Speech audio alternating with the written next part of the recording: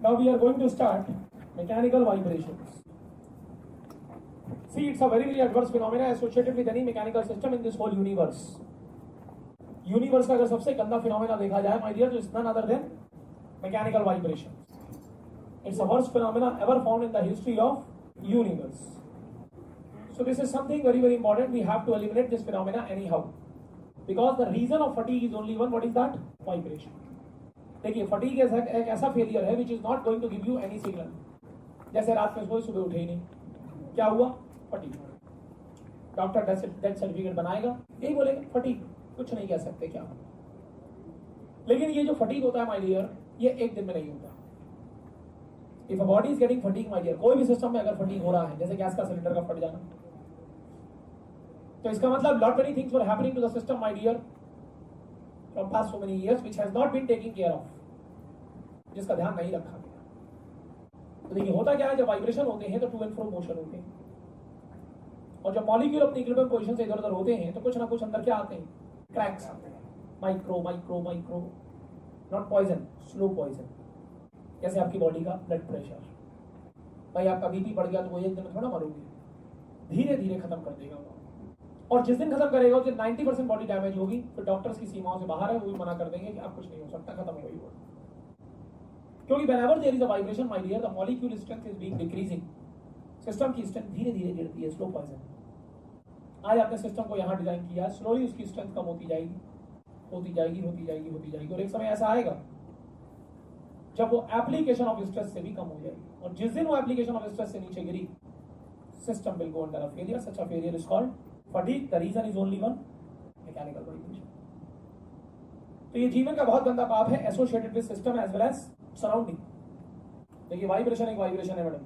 आपकी बॉडी आपकी वजह से वाइब्रेट हो या किसी और की वजह से वाइब्रेट हो, फटीग तो हो गई हो.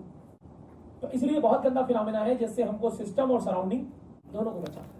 क्योंकि आप अपना पाप भोग गए तो भी मरोगे, दूसरे का भोग गए तो भी मरोगे, क्योंकि वाइब्रेशन को इस बात से मतलब नहीं कि वो किसकी वजह से है. तो मतलब है कि चाहे उसके रीजन आप खुद हो या कोई, आप घर में जनरेटर चलता है, ऐसा सुना हमारा बेड कांपता है, पाप किसका? जनरेटर का. वो तो मर ही रहा है, साथ में हम भी मर रहे हैं. तो we have to save the system, we have to save the surroundings. जब इन दोनों चीजों को आप सॉल्व कर लेंगे तो आपकी प्रॉब्लम अपने आप सॉल्व हो जाएगी, associated with any mechanical vibrations. तो हमारा मेन एम इस बहुत बड़ी फील्ड को पढ़ने का सिर्फ एक होगा कि anyhow we have to stop the fatigue associated with system and surrounding. हम उसको रोकें, क्योंकि जिस फेलियर का कोई सिग्नल नहीं है वो बहुत डेंजरस फेलियर है. बात इसकी नहीं है कि वो कंपोनेंट गया, वो कंपोनेंट कितने लोगों को ले जाएगा, इसकी ह्यूमन पावर इन्वॉल्व है यहाँ. कंपोनेंट क्या है? गैस का सिलेंडर फटा, सिलेंडर तो नॉन लिविंग आइटम है मेरे लाल, आप दोबारा खरीद लोगे. लेकिन दिक्कत तो ये था ना कि जिनको खरीदना था वो भी गुजर गए. ह्यूमन पावर इन्वॉल्व है.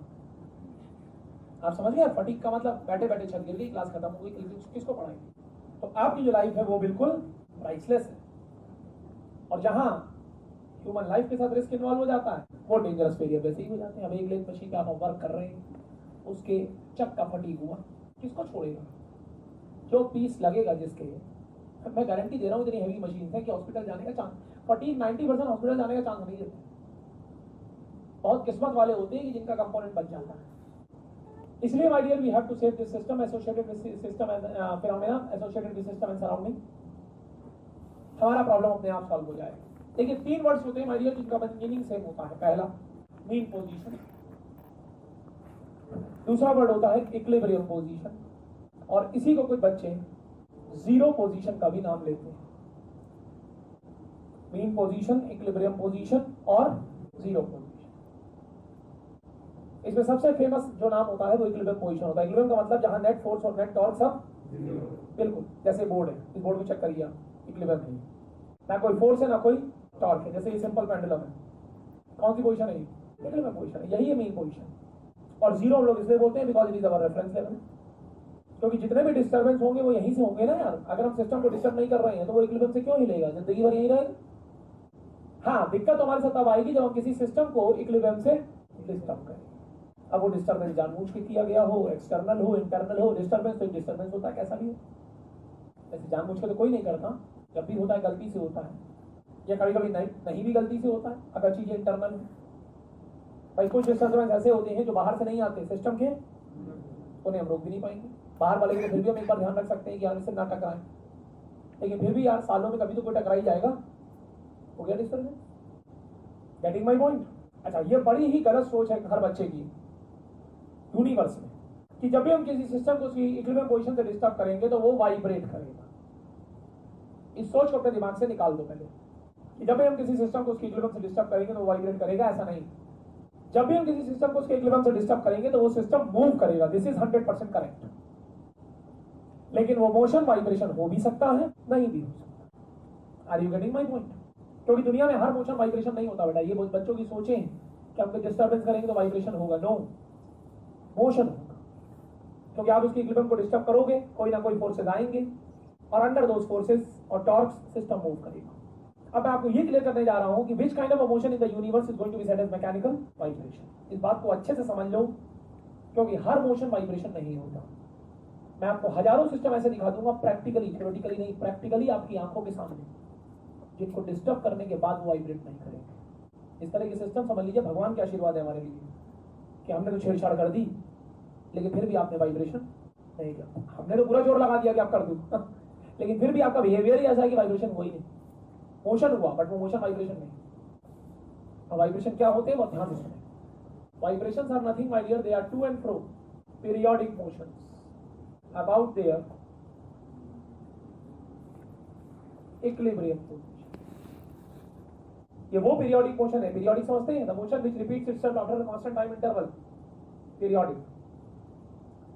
ये वो पीरियोडिक मोशन है माय डियर जो अपनी इक्विलिब्रियम पोजीशन के दोनों साइड होंगे, टू एंड फ्रो, दोनों साइड, एक साइड नहीं, दोनों साइड। इन पीरियोडिक मोशंस को हम लोग सिंगल लैंग्वेज में हार्मोनिक मोशंस का नाम देते हैं। जब आप हार्मोनिक लिखते हैं ना तो उसके साथ टू एंड फ्रो वर्ड लगाने की जरूरत नहीं है, क्योंकि हार्मोनिक होते ही वो पीरियोडिक है जो to and fro about their equilibrium state. हर पीरियोडिक को हार्मोनिक नहीं कहते। इन इमोशंस का तीसरा नाम है ऑसिलेशंस। नाम सुना है आपने? और जब इनकी स्पीड बहुत फास्ट हो जाती है और एम्पलीट्यूड कम हो जाते हैं, मतलब एम्पलीट्यूड कम, स्पीड फास्ट, तो इन्हीं को टेक्निकली हम लोग वाइब्रेशंस कहते हैं। आप हार्मोनिक मोशन बोलो, ऑसिलेशन बोलो, वाइब्रेशन बोलो, इनवर्स में कोई डिफरेंस नहीं है, ऑल आर सेम। लेकिन मेरा एक हम्बल रिक्वेस्ट है आपसे, पीरियोडिक मत बोलिए।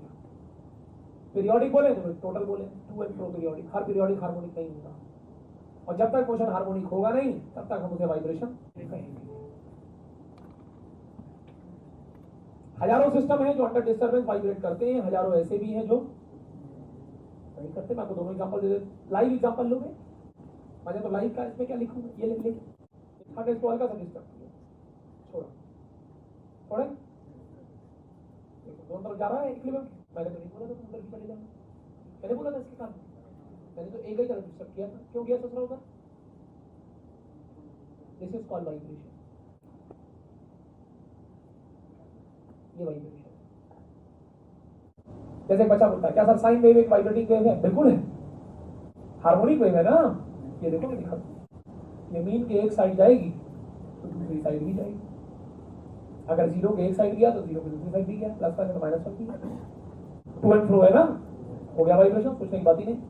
कल कोई बच्चा बोले क्या सर कॉस वेव एक वाइब्रेटिंग वेव है? बिल्कुल है, 100%, सोचने की बात ही नहीं।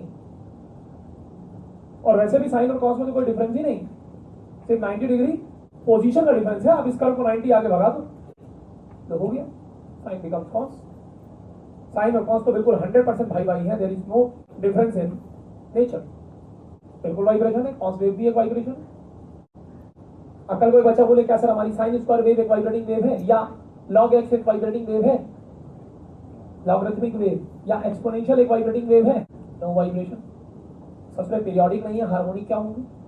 वाइब्रेशन तो वो पीरियोडिक होता है जो टू एंड फ्रो हो। ये तो पीरियोडिक ही नहीं है, टू एंड फ्रो तो क्या चेक करें, तो वैसे ही बाहर है वाइब्रेशन की दुनिया से। आपको क्लियरिटी आई माय डियर कि which kind of motion we are going to say they are mechanical vibrations? आपको क्लियर हुआ, एक क्लियरिटी आई कि दुनिया में कौन से मोशन है जिनको मैकेनिकल वाइब्रेशंस कहेंगे। Any vibrating system in this whole universe is a combination of, universe का कोई भी vibrating system my dear minimum से मिनिमम 3 से मैक्सिमम 4 चीजों का मिलन है।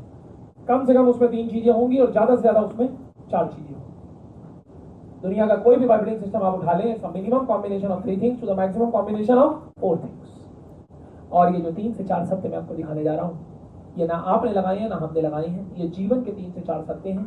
एक सिस्टम आएगा तो इन्हें लेके ही आएगा। हम चाह भी ले तो इनमें से कोई भी चीज जीरो नहीं कर पाएंगे। इनको अच्छे समझिए, फिजिकल रियलिटीज देख रहे हैं, सो दैट आपके व्यूज इतने परफेक्ट हो जाए कि आगे की चीज आप एक्सेप्ट करने में इजीली फ्लो करें। पहली रियलिटी जिसका नाम है मास। जो भी सिस्टम हमारा वाइब्रेट होगा मेरे लाल, उसके मटेरियल में एक मास होगा, which is the source of kinetic energy. अगर हम लोग इसको दूसरी लैंग्वेज में डिफाइन करें तो एक तरह से कुछ लोग इसी को काइनेटिक एनर्जी स्टोरिंग डिवाइस का भी नाम देते हैं। देखिए, kinetic energy is energy due to the motion of the object. और दुनिया का कोई भी सिस्टम मोशन के फॉर्म में सिर्फ इसलिए एनर्जी को स्टोर करता है क्योंकि उसके अंदर एक मास था। भाई हाफ mv² का स्टोरेज क्यों हुआ आपके अंदर? क्योंकि आपके अंदर एक मास था। तो इनफैक्ट जो काइनेटिक एनर्जी का सोर्स है वो यही है। आज एक ट्रक आ रहा होता है मेरे लाल, आपको डर लगता है कि टकरा गया तो घर गिरा देगा, क्योंकि उसके अंदर एक एनर्जी है। एनर्जी क्यों है? मास है। Energy is not due to velocity, it is due to mass. Inertia है इसलिए काइनेटिक एनर्जी। अगर बॉडी मासलेस हो जाए तो आप कितनी भी इसको वेलोसिटी से भगा लें, एनर्जी का कंटेंट जीरो हो जाए। Any device is going to have a storing of the energy in the form of motion, and the energy due to stored in the form of motion is called kinetic energy, and that is just because it is having mass. Getting my point? Second, जिसको हम लोग बोलते हैं stiffness। कुछ बच्चे इसको spring constant का भी नाम देते हैं। इसके दो सिंबल हैं, इधर S और K। आप दोनों में से कोई भी सिंबल यूज कर सकते हैं। ये बिल्कुल उल्टा है। It is a source of potential energy. It's a potential energy storing device. दुनिया का कोई भी सिस्टम माय डियर एनर्जी को स्टोर करता है in the form of position, that is called which energy? Potential energy. और दुनिया का कोई भी सिस्टम पोजीशन के फॉर्म में एनर्जी को इसलिए स्टोर करता है because it is having stiffness. Stiffness समझते हैं? अगर एक लाइन में एक वर्ड में कोई बच्चा डिफाइन करे स्टिफनेस का मतलब क्या है सर? Resistance towards deformation. देखिए, मटेरियल के अंदर, हर बॉडी के अंदर एक प्रॉपर्टी है जो अपने डिफॉर्मेशन का अपोज करती है, right? Any kind of a property of the body, my dear, by virtue of which it tries to resist the change in its deformation, जो अपने डिफॉर्मेशन होने का विरोध करे, उसी प्रॉपर्टी का नाम है स्टिफनेस। बॉडी में बहुत तरह की स्टिफनेस होती है। बॉडी में बहुत तरह की स्टिफनेस होती है। ये डिपेंड करता है उसको डिफॉर्म कैसे करने की कोशिश कर रहे हैं। हम इसको अलोंग द लेंथ खींचेंगे तो ये लेंथ की चेंज का अपोज करेगा, दैट्स कॉल्ड लॉन्गिट्यूडनल स्टिफनेस। ठीक, हम इसको बेंड करने की कोशिश करेंगे तो ये बेंडिंग का अपोज करेगा, दैट्स कॉल्ड बेंडिंग स्टिफनेस। हम इसको ट्विस्ट करने की कोशिश करेंगे, ये ट्विस्टिंग का अपोज करेगा, दैट्स कॉल्ड टॉर्शनल स्टिफनेस। तो हर मटेरियल में so many types of stiffness are there, और हर एक की वैल्यू अलग होती है, लेकिन बेसिक प्रॉपर्टीज से स्टिफनेस। और एक बात ध्यान रखना, दुनिया की कोई भी स्टिफनेस हो, ये सिर्फ दो चीजों पर डिपेंड करती है। डिपेंड्स अपॉन नंबर 1 मटेरियल की प्रॉपर्टी है, मटेरियल पे तो करेगी, and number 2 geometrical dimensions. Number 1 material, number 2 geometrical dimensions. कि मटेरियल पे तो डिपेंड करती है, साथ में ज्योमेट्रिकल डायमेंशन पे भी डिपेंड करती है। Area, length. बहुत बड़े लोगों को कंफ्यूजन है, it is only dependent on material. No, it depends on the material as well as the geometrical dimension. दुनिया की कोई भी स्टिफनेस उठाइए आप, लेंथ के इनवर्सली प्रोपोर्शनल, एरिया के डायरेक्टली प्रोपोर्शनल होती है। अच्छा, आप खुद सोच लो, इस रॉड को बेंड करना आसान है कि इस बड़े वाले को ना? क्यों बड़े वाले को? क्योंकि लेंथ बढ़ गई, स्टिफनेस कम हो गई। जितना पोजीशन कम होगा उतना बेंड करना इजी है। कपड़े नहीं छोड़ते कभी आप? कपड़े कहाँ से पकड़ते हैं? पास से, दूर से पकड़ते हैं। देखिए टेक्निकली कितना अच्छा है। ये क्या करती है? लेंथ बढ़ा देती है, दूर से पकड़ लिए, आराम से घुमाते रहते हैं। टॉर्शनल स्टिफनेस कम हो गई, बड़ी हो गई आपकी torsional stiffness. Torque required to produce unit angle of twist, GJYL, strength of material पे एक पूरा टॉपिक पढ़ते हैं आप, टॉर्शन। वहाँ पढ़ाई जाती है टॉर्शनल स्टिफनेस, जिसको हम लोग T/θ बोलते हैं, GJYL। जब बड़ी बेडशीट लोग निचोड़ते हैं, क्या करते हैं? बड़ी दूर से पकड़ लेते हैं, तो दैट लेंथ बढ़ जाए, स्टिफनेस कम हो जाए। धीरे धीरे घुमाते रहेंगे, पूरा पानी निकल जाएगा। अभी वही पास से पकड़ के निकाले पानी, देखो उससे ज्यादा पानी अपना निकलेगा। It is the source of potential energy. देखिए बेटा, कोई भी बॉडी पोजीशन के फॉर्म में जो एनर्जी स्टोर करती है, मोशन के फॉर्म में काइनेटिक थी, पोजीशन के फॉर्म में पोटेंशियल, उसका सिर्फ एक कारण है, क्या? स्टिफनेस। आप खुद सोचिए ना मैडम, रूट कॉज। भाई हम आपको डिफॉर्म करने की कोशिश कर रहे हैं, आप क्या करेंगी? अपोज करेंगे। क्यों अपोज करेंगे? आपके अंदर प्रॉपर्टी है। जब आप अपोज करेंगे तो हम वर्क करेंगे। भाई अगर इनका अपोजिशन नहीं होता तो हमारा वर्क क्यों होता? भाई हमें तो इन्हें डिफॉर्म करना है। ये अपोज नहीं करती, छूते ही डिफॉर्म हो जाती, हमारा वर्क जीरो था। लेकिन इन्होंने अपोज किया तो हमने वर्क किया, और जो हमने वर्क किया वही आपने स्टोर किया in the form of energy called potential. तो सोर्स ऑफ पोटेंशियल एनर्जी सिर्फ एक चीज है, क्या? स्टिफनेस। आप अगर रूट कॉज पे जाएंगे तो स्टिफनेस ये है, आप अपोज कर रहे हो तभी हम वर्क कर रहे हैं, और जो हम वर्क कर रहे हैं वो आप स्टोर कर रहे हो। रीजन तो यही है ना कि आप अपोज कर रहे हो। आप क्यों अपोज कर रहे हो? क्योंकि आपके अंदर रूट कॉज। कभी कोई पूछ भी ले कि what is the root cause of the source of potential energy? Stiffness. Root cause of kinetic energy? Mass.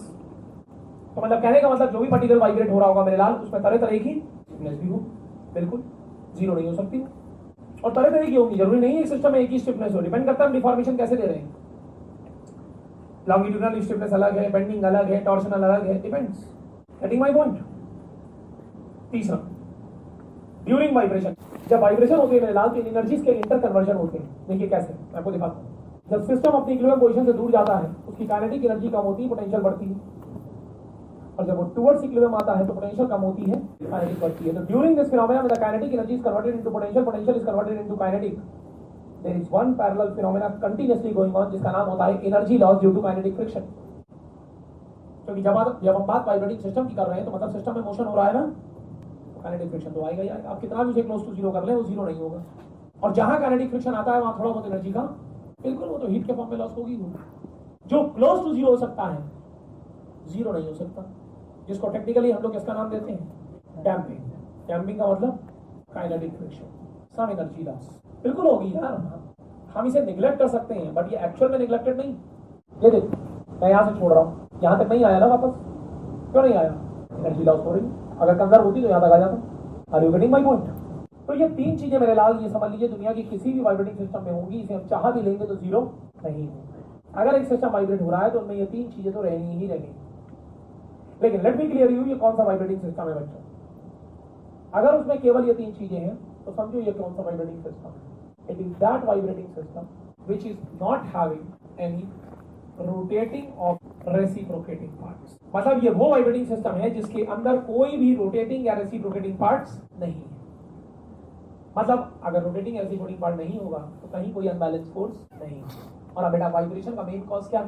Unbalance force. बच्चा कहता है सर अगर अनबैलेंस फोर्स ही नहीं है, क्योंकि देखो बेटा करोड़ों ऐसे सिस्टम है, मैं आपको एक नहीं 50 ऐसे दिखा दूंगा यहीं पर खड़े खड़े, जिनमें ना तो कोई रोटेटिंग पार्ट होगा ना कोई रेसिप्रोकेटिंग पार्ट। जैसे बोर्ड, देखिए बोर्ड को, ये सिंपल पेंडुलम, एक डोर में लगा हुआ ग्लास, एक ग्लास विंडो, ना कोई रोटेटिंग पार्ट है ना कोई रेसिप्रोकेटिंग पार्ट। तो बच्चे कहते हैं सर जब वो पार्टी नहीं है, बैलेंस फोर्स आ ही नहीं सकता, तो आखिर अगर यहाँ वाइब्रेशन हुआ तो हुआ क्यों? आप बोल रहे हो वाइब्रेशन हुआ हुआ हुआ हुआ हुआ हुआ, क्यों हुआ? क्योंकि मेन कॉज तो वो है और वो तो है ही नहीं। मेरे लाल यहाँ पर इन सिस्टम्स में जो वाइब्रेशन क्रिएट होते हैं उनके डिस्टर्बेंस, उनके जो रीजन होते हैं वो इंटरनल नहीं एक्सटर्नल। कोई बाहरी सोर्स होता है माइडियर जो उसे डिस्टर्ब कर देता है। वो सोर्स कुछ भी हो सकता है मैडम, हो सकता है आपने कर दिया, आप ही चल रही थी हल्का से उसको टच कर दिया, हो सकता है हवा चल गई उससे हो गया, हो सकता है आंधी तूफान आ गए। भाई आपके डोर में लगा या आपके विंडो में लगा ग्लास क्यों झंझनाया? उसके अंदर तो कोई ऐसा सिस्टम ही नहीं है जो बैलेंस क्रिएट करे। उनके रीजन इंटरनल नहीं, समझो। So here vibrations are introduced due to some external disturbance given initially. इनमें जो वाइब्रेशन होते हैं उनके रीजन एक्सटर्नल होते हैं क्योंकि किसी बाहरी व्यक्ति ने उसे हल्का सा डिस्टर्ब कर दिया है। That is why my dear this phenomena happened. तो एक तो हमारे वाइब्रेटिंग सिस्टम ये है, और दूसरे वाइब्रेटिंग सिस्टम वो है मेरे लाल जिनके अंदर या तो कोई रोटेटिंग या कोई रेसिप्रोकेटिंग पार्ट्स। मतलब एक तरह से वो एक मशीन हो गई, क्योंकि अगर रोटेटिंग रेसिप्रोकेटिंग पार्ट होंगे तो मशीन हो गई, फिर छोटी हो या बड़ी। तो उसमें तो फिर इनके बाद इन तीन के साथ साथ तीन तो आएंगी ही आएंगी ये चीजें। एक और चीज आएगी जिसका नाम है अनबैलेंस फोर्स, जो कभी जीरो होगा नहीं क्योंकि मटेरियल इज नेवर 100% यूनिफॉर्म। आप कितनी भी अच्छी बैलेंसिंग कर लो, हम थ्योरेटिकली उसको जीरो लिख देंगे लेकिन प्रैक्टिकली वो 99.99% जीरो होगा, 100 नहीं होगा। तो अगर ये चारों चीजें आ रही हैं तो समझ लीजिए ये कौन सा वाइब्रेटिंग सिस्टम है, ये भी समझ लो। It is that vibrating system which is having rotating oblique reciprocating parts. तो मतलब ये हमारी एक रनिंग मशीन है। फिर तो ये हमारी रनिंग मशीन है। जैसे बच्चा बोलता सर पंखा ऊपर देखो वाइब्रेशन में, देख लो रोटेटिंग पार्ट है, उसके अंदर से बैलेंस फोर्स आ रहा है। अच्छा बड़ा डिफरेंस है मेरे लाल, बड़ा डिफरेंस है, एक इंटरनल और एक एक्सटर्नल डिस्टर्बेंस। भाई एक्सटर्नल डिस्टर्बेंस जो होता है वो तो एक मोमेंट पे होता है इनिशियली। भाई हम ही चल रहे थे, हम गलती से बोर्ड पे टकरा गए, हो गया, पर हम बार बार थोड़ा टकरा रहे हैं, लेकिन इंटरनल डिस्टर्बेंस जो होता है वो कंटिन्यूस होता है। और जब तक ये पंखा चलता रहेगा, 10 घंटे पंखा चल रहा है तो 10 घंटे इसके साथ अनबैलेंस फोर्स रहेगा। भाई एक्सटर्नल तो एक मोमेंट पे होता है ना कि भैया हल्का सा हो गया, जैसे ये पेंडुलम ही था, बेचारा आराम से शांति से बैठा हुआ था, इसके अंदर कोई अनबैलेंस फोर्स नहीं था, लेकिन किसी बाहरी व्यक्ति का ही हल्का सा हाथ लग गया तो ये एक ही बार लगा ना, नहीं ज्यादा 2 बार लग जाएगा, पर बार बार थोड़ा लगेगा। लेकिन अगर यही मशीन है तो इसका जो डिस्टर्बेंस है वो कंटिन्यूअस है। तो बड़ा डिफरेंस है एक एक्सटर्नल और एक internal disturbance. External is just at a moment, but internal disturbance is not at a moment, it is continuous.